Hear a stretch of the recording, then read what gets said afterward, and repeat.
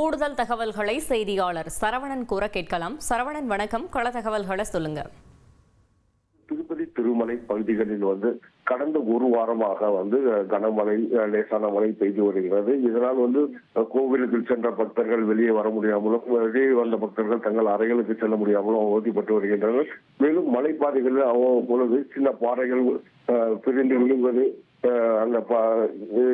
இந்த மழையின் காரணமாக ஏற்பட்டுள்ளது. இதனால் வரும் வாகன ஓட்டிகள் கவனமாக வர வேண்டும் என தேவஸ்தானம் ஏற்கனவே அறிவிப்பு வெளியிட்டிருந்தது.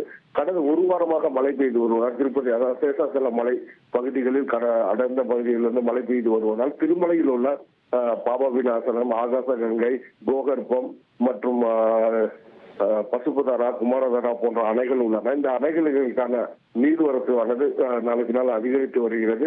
இதனால் இந்த சூழ்நிலையில் அதிகமான நீர்வரத்து வருவதால் அணைகள் திறந்துவிடும் நிலை ஏற்பட்டுள்ளது.